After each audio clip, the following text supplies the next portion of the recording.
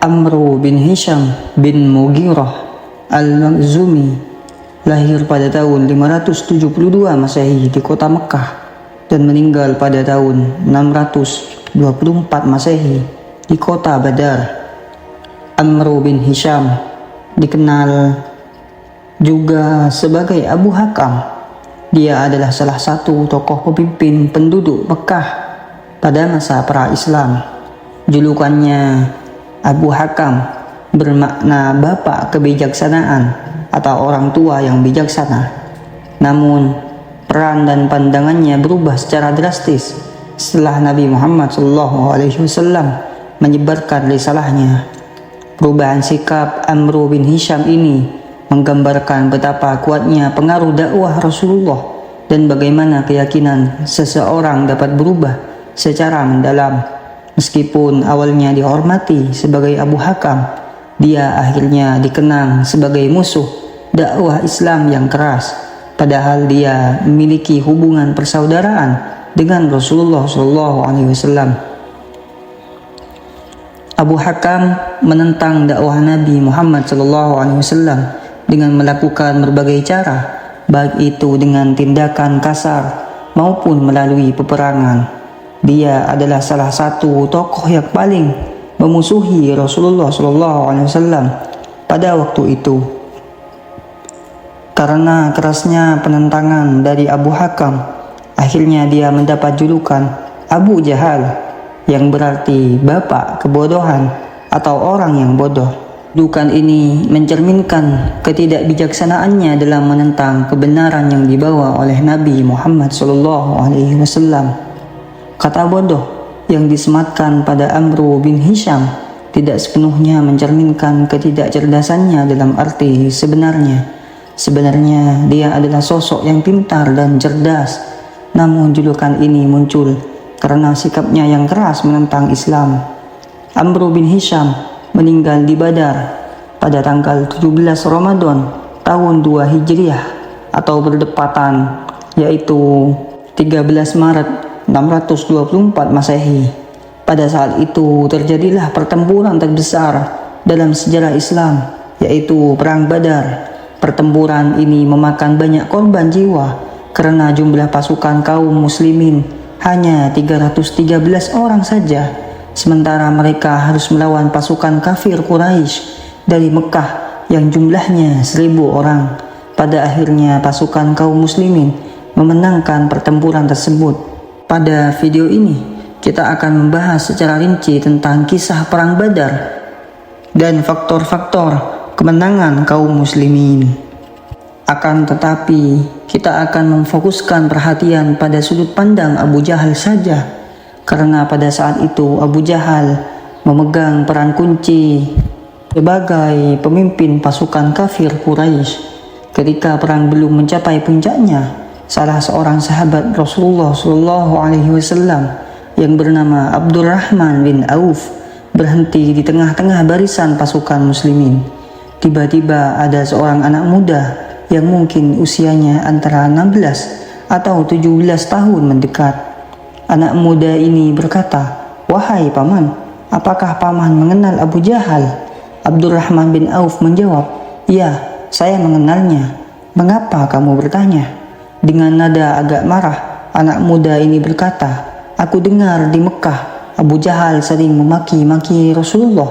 Demi Allah yang telah menguasai jiwaku, kalau saja aku melihat Abu Jahal ini, aku tidak akan melepaskannya sebelum salah satu dari kami ada yang mati." Belakangan diketahui bahwa pemuda yang berbicara dengan Abdurrahman bin Auf ini adalah seorang pemuda bernama Mu'adz bin Afra. Abdurrahman bin Auf sangat terkesan mendengar kata-kata dari pemuda tersebut. Belum hilang rasa terkejutnya, datang lagi seorang pemuda yang mungkin usianya baru menginjak 15 tahun, jadi beda 1 atau 2 tahun lebih muda dari yang sebelumnya. Pemuda kedua ini juga bertanya kepada Abdurrahman bin Auf, "Paman, apakah paman mengenal Abu Jahal?" Abdurrahman bin Auf menjawab, "Tentu saja saya tahu." "Ada perlu apa?" Pemuda ini menjawab, "Aku ingin membunuhnya karena dia sering memaki-maki Rasulullah." Lalu di kejauhan, Abdurrahman bin Auf melihat sosok Abu Jahal. "Dia Abu Jahal," seru Abdurrahman bin Auf sambil menunjuk ke arah orang yang dimaksud. Saat itu Abu Jahal sudah menyadari dirinya menjadi target, dilindungi oleh 10 orang pasukan yang bersenjata lengkap. Abu Jahal tetap berada di barisan depan. Setelah mereka tahu yang nama Abu Jahal, kedua kakak beradik ini melesat maju bagaikan anak panah yang terlepas dari busurnya. Mereka berhasil menerobos pasukan penjaga Abu Jahal. Mu'adz, si kakak yang berusia 17 tahun, berhasil melukai paha Abu Jahal dengan sayatan pedangnya. Namun Mu'adz terbunuh duluan sebelum berhasil membunuh Abu Jahal. Pemuda yang berusia 15 tahun, adiknya juga syahid saat itu juga. Kemudian si kakak yang berusia 17 tahun berhasil melukai kaki Abu Jahal yang sebelahnya dan akhirnya menemui syahid seperti adiknya.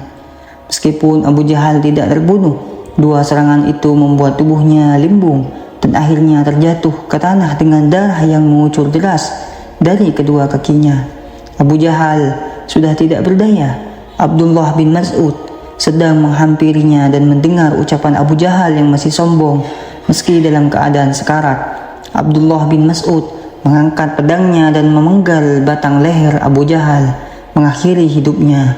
Perang Badar itu memakan korban sebanyak 14 orang dari kaum muslimin dan 70 orang dari kaum kafir Quraisy. Pasukan kaum muslimin berhasil melawan 1.000 orang dari pasukan kafir Quraisy. Orang-orang yang tewas dalam perang Badar, termasuk Abu Jahal, dikuburkan di medan perang tersebut. Abu Jahal dikubur bersama 69 orang pasukan kafir Quraisy lainnya. Setelah mereka dikuburkan, Nabi Muhammad SAW mendekati kuburan mereka. Sebagaimana diriwayatkan, Rasulullah SAW lalu berbicara dengan orang-orang kafir yang telah mati itu.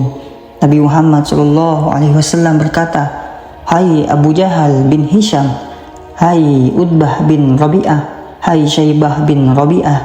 Rasulullah menyebut nama-nama petinggi Quraisy yang telah tewas. "Apakah kalian telah mendapati apa yang telah dijanjikan oleh Tuhan kalian itu?" Para sahabat terperanjat dengan apa yang dilakukan oleh Rasulullah SAW saat itu. Umar bin Khattab radhiyallahu anhu bertanya, "Ya Rasulullah, bagaimana engkau mengajak bicara orang-orang yang telah menjadi bangkai?" Rasulullah SAW menjawab, "Demi Tuhan yang jiwaku berada di tangannya, kalian tidak lebih mendengar pertanyaanku ini melebihi mereka. Hanya saja mereka tidak dapat menjawab." Rasulullah SAW menjelaskan bahwa Abu Jahal dan lainnya bisa mendengar apa yang disabdakan oleh beliau, tetapi mereka tidak bisa menjawabnya. Umar bin Khattab merasa tergetar menyaksikan Rasulullah berbicara dengan mayat Abu Jahal.